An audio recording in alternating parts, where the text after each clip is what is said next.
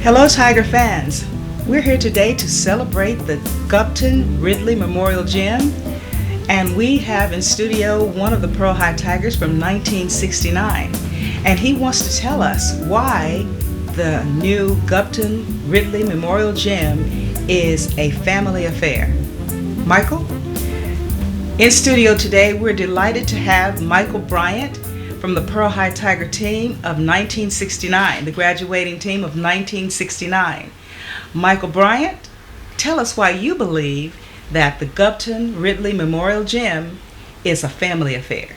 Well, according to my family, I had one brother who played for Coach Gupton in 1958 with Ronald Lawson. They won the national tournament.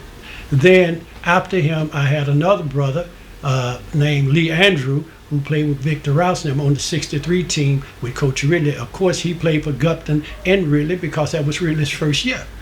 Then I come along, I was on the team from 67 to 69. So I played for Coach Ridley. That makes the connection between Gupton and Ridley a family affair on my behalf.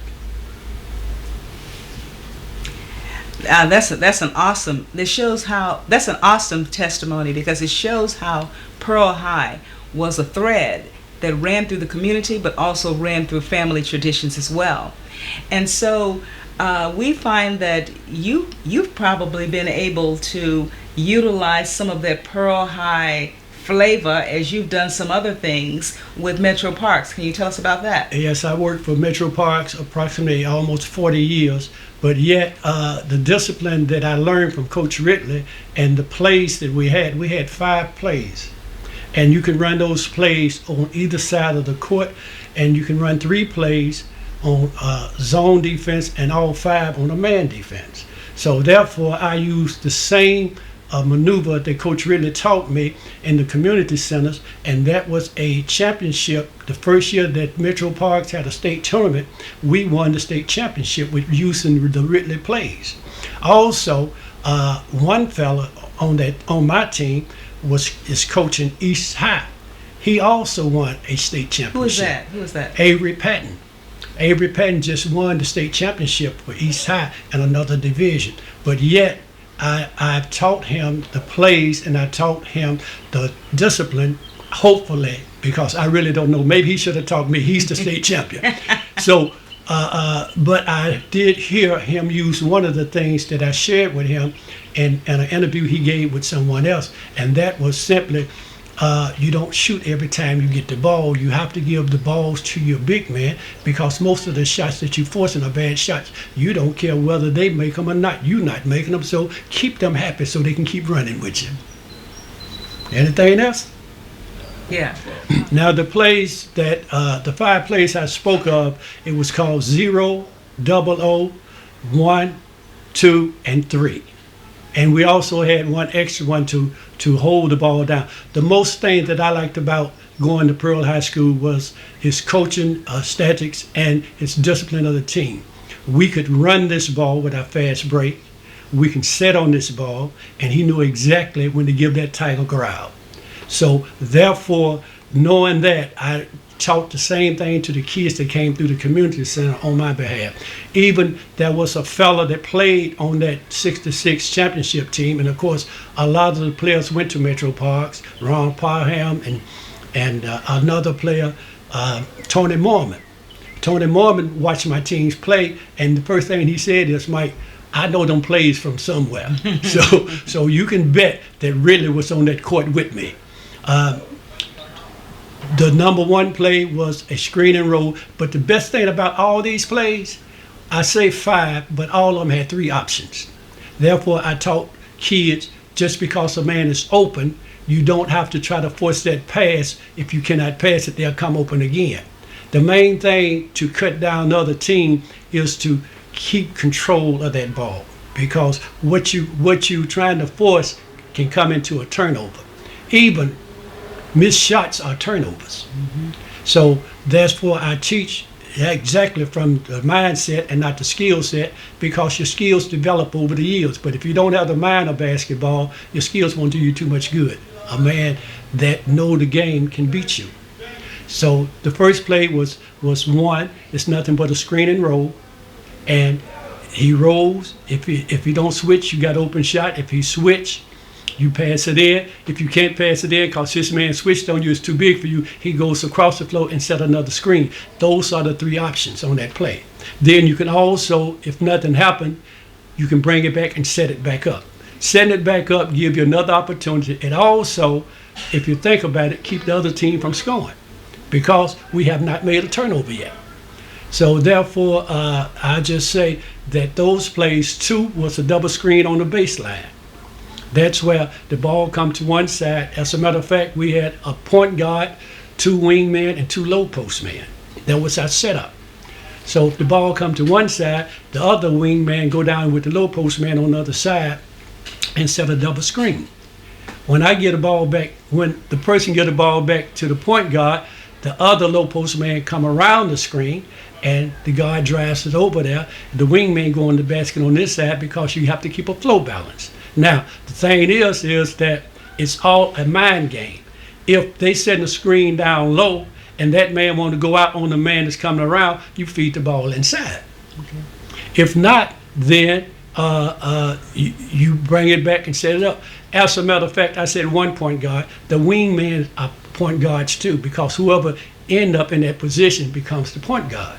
That was the magnificent thing. And we can send 4 people to the offensive board, but the one who end up in that point guard spot, he stays back. So no team can get an uncontested layup against us. We always had a man hanging back. Nobody knew that. Well, that's a formula for success. That's greatly. And success, we have shown that over the years. Oh yeah. Oh yeah. The other thing I want to talk about Coach Ridley, because I played for him. One thing I want to say about Ridley is that he was very remarkable. The recruiting system for Pearl High School dwindled over the years, because at one point, even before my time, Pearl High School was the only high school in this city that people came to. Cameron didn't become a high school until 1957. Okay. But when integration started, and on behalf of that, Warden and Washington were Pearl feeders. What happened was that Freddie Petway, that went to Hume Falls from Washington, and when he went there, he took his brothers with him and some of the Washington Tigers with him. When Freddie went there, he became the state scoring leader as a sophomore. Oh yeah, that's in the history. That caused the black players to start going to Caucasian schools, glory seeking. So Warden recruits start going to North High. If you remember, they are the Yankees. That cut Pearl feeder system down to just a few people coming from Washington. Because one of the Ruckers went to North. Richard Rucker. Because Jesse went to Pearl. Right. And then that was it. Well, Reuben Sanders and George Pope taught Rucker, and Sonny Snell, another supposed to be a Pearl High recruit. He came to Pearl. They talked him into transferring. Sonny Snell became an all NIL player. Wow. Okay. So basically, you're saying it was much easier to shine in the Caucasian schools because you were a big fish in a little pond. Right. And the humanistic thing is, says Caucasians can't jump. Okay. Okay. So, but that was but the now whole they thing. can. They can now. But back then, that was the case. Well, I won't get off into that right now. We'll talk about that privately. Okay. I don't want to know you. Okay. But basically, what I'm saying is, with Coach Ridley's mind and his system, he overcame all of that. even that, because my senior year we missed one game in becoming the NIL champions, and we lost that game by 2 points. Guess who to? To Stratford. North High School. Oh, really? North, Hume Falk, and Pearl kept knocking each other out of championships, giving away to Stratford. Now, if you think about it, if these three teams was combined with talent, then I would say that Stratford wouldn't have had a chance. Right.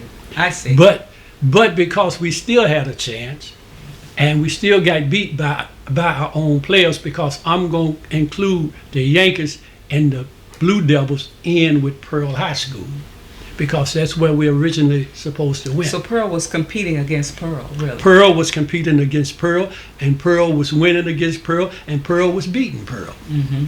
So on that note, my coach, and I thank God for bringing me on this pathway, and I thank my brothers for going there, because the legacy of the family, I lived out South Nashville, and I still went to Pearl. Where did you live in South? I lived off Argyle, off of Edge Hill, behind the Edge Hill Project. So, and I rode the bus even before there was busing to Pearl High School, mainly because of the coach, and mainly because of my two brothers. Mm-hmm. And I wanted to continue that legacy, that family affair, and knowing that the family of the Tigers still exists today. And there's probably some other families out there that had different players come through under both coaches. I know one, Booker White, I saw him there. I don't know if he had kin folks to play for Pearl or not, but he played with Gupton with cue ball. Okay. So it's not just my family that makes Gupton and Ridley a family. It's what they do. Mm-hmm. And even talking about that, you could even look at some cheerleaders who cheered under both of those groups. Okay. So well, maybe we'll have to get an interview with a couple of cheerleaders and round this discussion off, because truly it's so important to remember the traditions of the community, because we're rich in our heritage and we're rich in our experiences, but if we don't talk about them and make the connections, then the history will be lost. So I'm really thankful for your comments and for the links that you provided, so that we can understand better just why it was a wise decision to make it in honor of both Gupton and Ridley. And now you've provided an additional link. Not only were they both championship coaches, but they coach families, and families are the pillars of the community. Well, there's one more thing, if I could say. Go ahead. One remark that your daddy made has always stayed with me. Okay. And that was that when someone asked him which was the best team, he said he would not try to pick one over another, because every age have their own season. He's had some great teams and some great players. And with that thought and that presence, we cannot put one over another, because we didn't come through at the same time. Well, you know, that's really interesting that you would say that, because as I was looking through all of the clippings and memorabilia, and also a couple of drafts that my dad had me typing of his history, those drafts have turned into 3 volumes of Pearl High history. But he was saying that the 1969 team was as good as the 66 team that won the championship. But he mentioned, and I really kind of probed that, he mentioned in his memoir, as he was dictating it to me, that he thought that one reason that you all got knocked out early in the state is because they made a new rule. I guess it was an NIL made a new rule that everybody had to be clean shaven. So all of the guys had to cut off all their facial hair in order to participate in the tourney. And he felt like that perhaps enervated you guys. Well, yes, but I think that rule came in a year before my senior year. Okay. I believe that was it, because he discussed everything with his team. He never held back anything. And that rule came in that you had to be clean shaven. And That's what held some of the players out, because some of them refused to do it at the right time, but they end up doing it because what? They love basketball. They love basketball.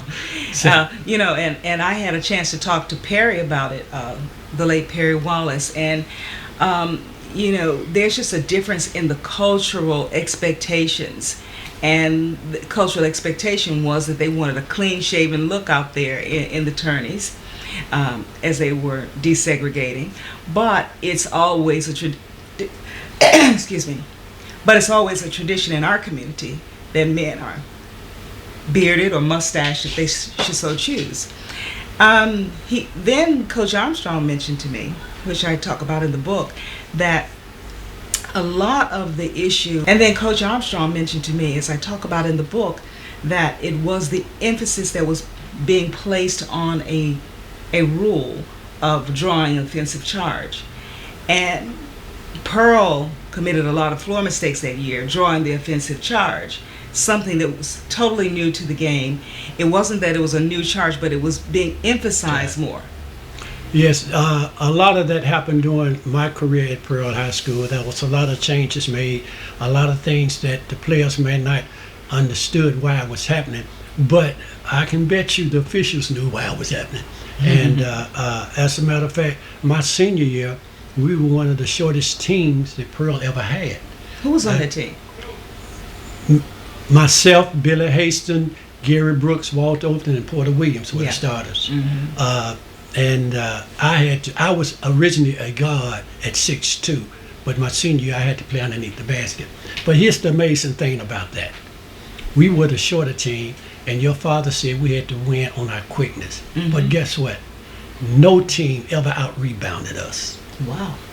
There was one team that, when I look back, tied us in rebounding, but no team ever out-rebounded us. But who held the rebounds, you and Billy Hastings? Billy Hastings and myself. Gary Brooks was Gary's great, tall, yeah. Yeah, Gary Brooks was a great jumper, but our big man was James Stone. He was a senior with me. Billy Hastings moved into that position because of some things that I know about Stone. It's not bad, but that kept him from starting. But he was one of the people that helped us get to where we were. And I give all respect to 6'4", all muscle James Stone. Okay. I weighed 6'2", 163 pounds. Billy Hastings was 6'2" and a half, probably weighed less than I did, and Gary Brooks was 6 feet, and he probably weighed less than I did. So when Stone came in the game, we had some flesh. It made a difference. It made a big difference. Yeah. You know, I think we should roll now to some footage from 1969, because we're very fortunate to have some of the plays, and we want you to take a look at it and see if you can pick out Michael Bryant. What's your number? 25. Okay, let's look for number 25 as this footage rolls. 24. Okay, 24, 25. Let's look as that footage rolls of the 1969 team with Porter, Walter Overton, Gary Brooks, Billy Hastings, and let's see if we can find Stone on the court.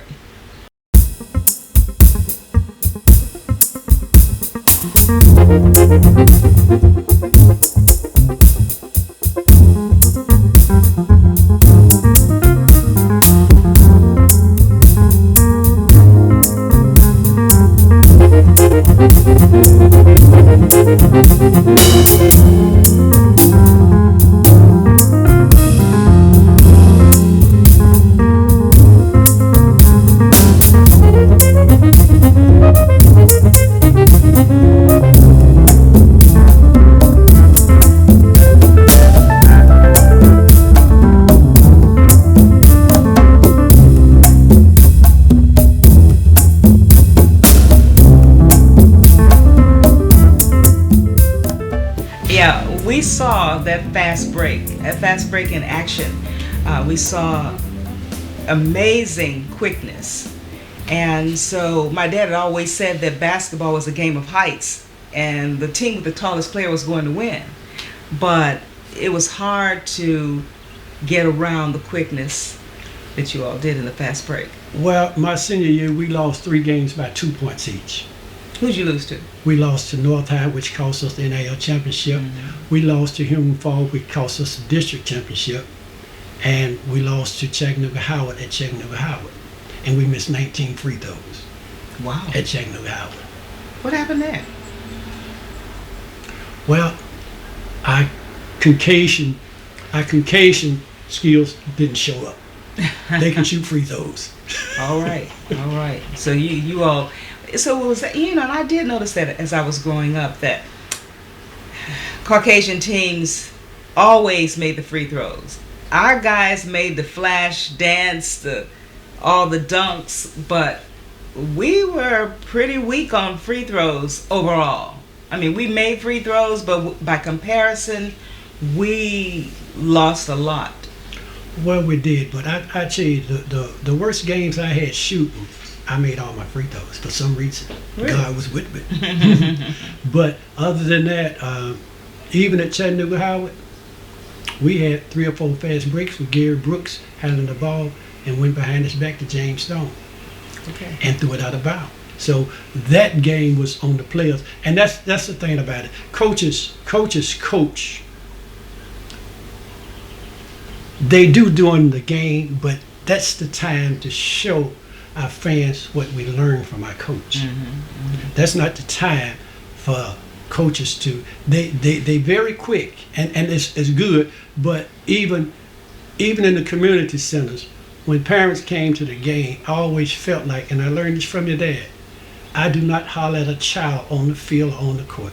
Your parent didn't come to watch you get hollered at. I don't know, but really did plenty of hollering. Well, he didn't holler at like coaches on the field holler at kids now. This is what I'm saying. He holler instructions. Okay. But a lot of coaches you see is hollering at the kids. Okay, that's a difference. That's a big difference. That's a big difference. That's a big difference. I'm glad you clarified that. And that's what I loved about his coaching. There's so many techniques that you can pick up from. Those are just a few. I mean, he had many. For a person to continue as he did, even when you come to the 81 team, using football players. Oh yeah. That has to be a strategy of the coach. Yeah. That's not the kids. Riley Walton said they didn't have no basketball players. I remember that. See, I look at everything and I observe everything, and your dad put a lot of what can I say? He gave me a lot of privileges on the floor as being captain. He let me call timeout. I didn't have to ask him. Really? I would go over and share things with him, what I see on the floor. Okay. I would, even if I had the shots and couldn't make them, I would call timeout and ask him to let me and Porter switch places because I can't hit today. My shot's not on today. I don't want to keep throwing this ball up and have us lose. Let somebody go there that can hit that shot. Well, that's a broad thinking captain. I mean, that's probably why you were captain, because you had a broad perspective.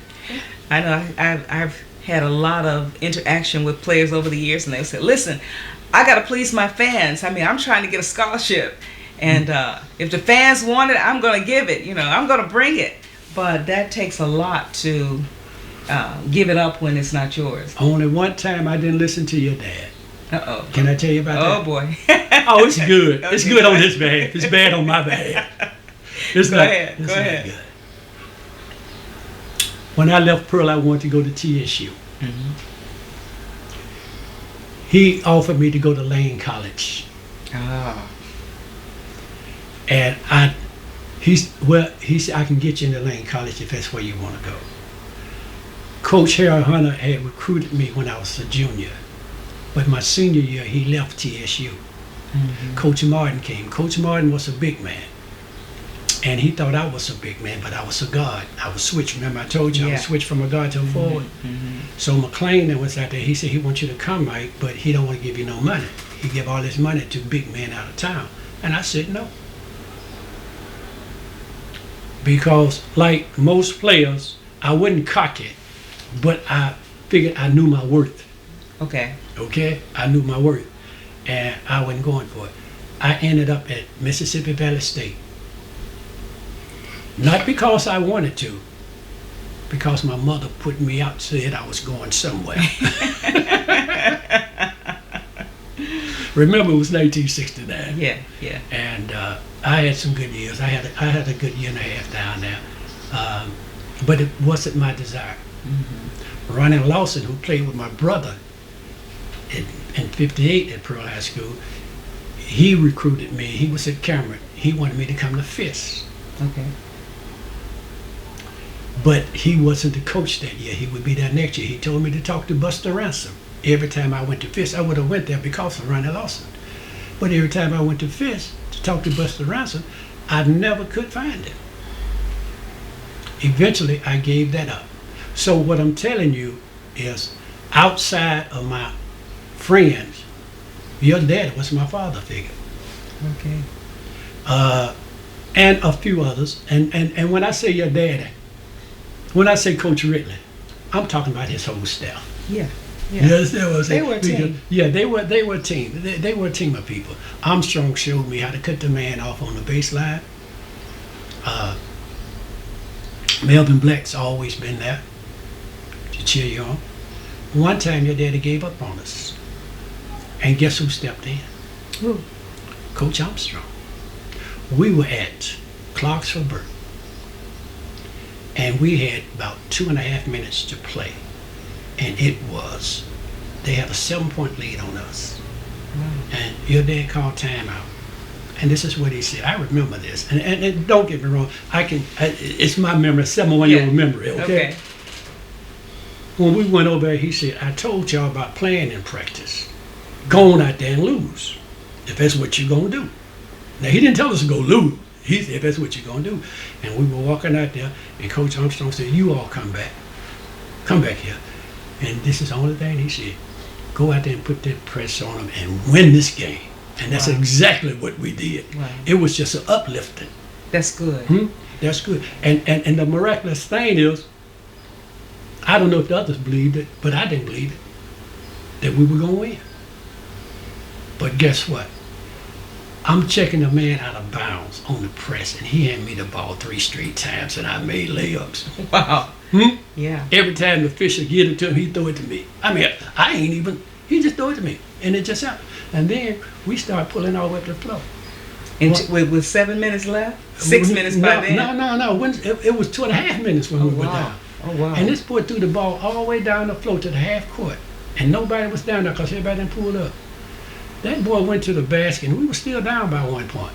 That boy went to the basket and hit that basketball, that backboard so hard, that ball came all the way back up to half court. And Porter picked it up, and we won the game. Wow. You know, you mentioned that Coach Armstrong stepped right in there, and because it was a mindset. So when you say Pearl High basketball or Pearl High athletics, the coaches work so well together because they went to school together. They played together. They were in the same neighborhood growing up. And incidentally, all of the coaches lived within a 4-point spread. You had Coach Ridley here on the corner of Crouch and Bontemps, or Bontemps. And you had Jim Bryant right across the street. Mm-hmm. And then if you look just to the left, Armstrong was up 3 houses. Mm-hmm. And then if you look over the yards, you could see Melvin Black's house from Armstrong's house. That's right. So not only were they on a coaching staff, it was way more than that. They knew each other's strengths and they knew each other's weaknesses, and they were just like a seamless machine. That's right. They were a machine. You know, they were past an organization, because an organization depends upon who's in it. But a machine, those parts just move together like pulleys and wheels, and what you described is the beauty of having that kind of relationship with the people that you're coaching with and having a mutual goal. So yeah, thanks for sharing that. Well, you know, to think of it, and then I'm okay, but you think of it, you never know if that was some plan in their mind that Coach really said, go on, if that's what you want to do, lose, and he called us back to do that. So we can never figure that out. You never know if that's what sparked it. Mm-hmm. You never know. And they are, I tell you, I've said it once before, I thank God for the union that I've had with these coaches. Mm-hmm. Because it has led me down a pathway to help other kids, Yeah. to bring his thought pattern, his structure into other kids, the discipline, because so many kids I ran into was all about scoring and not about winning. They were all about self, not team players. And I'm gonna stop there because I got plenty, and I don't wanna sound boring, but I can remember North, my junior year. I think that was probably one of my best games at Pearl High School, my junior year. And we beat them at Pearl. Of course, they beat us over there. We always split with them. But And this was in the Gupton Ridley gym. this was This in is this was very definitely- gym. Yeah. Definitely in the Gupton Ridley gym. And they had Sonny Snell, Richard Rucker, Reuben Sanders, and all of them. Yeah. And we had Claude Grant, another GSU graduate, Stanley McLay, myself, and a few others.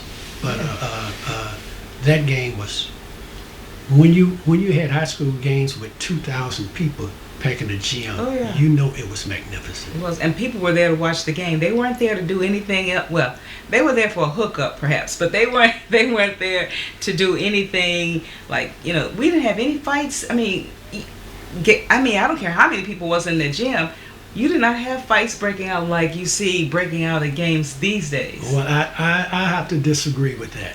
Really? Yes. Are they like they are No, these no, days? no, These no, kids- no. I have to disagree with that. We did have one fight at Pearl High School, but it wasn't the kids.